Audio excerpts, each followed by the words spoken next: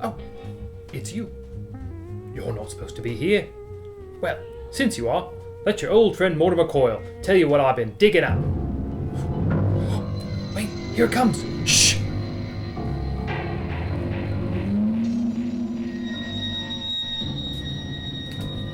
Holy crab cakes! Mort! What the heck was that? Well, Crowford, that was one of the blind dead. They're the stars of the movie I just dug up. Tombs of the Blind Dead. Don't you mean Tombs of the Visually Challenged Dead? The Blind Dead were once the Knights Templar, crusaders that practiced black magic, but then they were hanged by the Inquisition. How do you get to be a knight if you can't see? Well, after they were hanged, the crows pecked their eyes out. Oh, that's right. Blame the crows. So, in the modern day, or at least the 70s, a group of friends go off on vacation.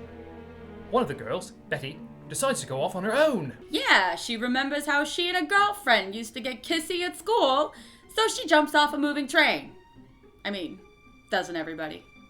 Betty camps out in the ruins of an old monastery. What she doesn't know is that at night, the blind dead rise from the grave. No question. Worst campground ever. And no wonder she can't escape these guys. She tries to ride off on a zombie horse that only runs in slow motion. So naturally, when Betty turns up dead, her friends want to find out why. Mort, this flick is trashy and dated. Why should anybody watch it? Well, first of all, the blind dead are great monsters. Their mouldering costumes were made by the director himself, and... Quick, hush!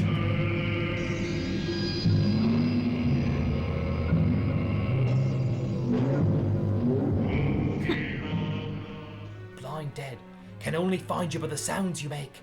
So you have to be very quiet, or they will drink your blood. So they're zombie knights that drink blood. Doesn't that make them zombie vampire knights? This is a movie with its own rules, Crowford. Groundbreaking Spanish horror director Amando de Ossorio keeps you thrown off with random turns and strange characters, almost like a David Lynch movie. I'll say, there's wacky professor exposition, that weirdo morgue attendant with the frog, and that creepy mannequin factory. Ugh, gives me the willies. Tombs of the Blind Dead is also a movie with great atmosphere.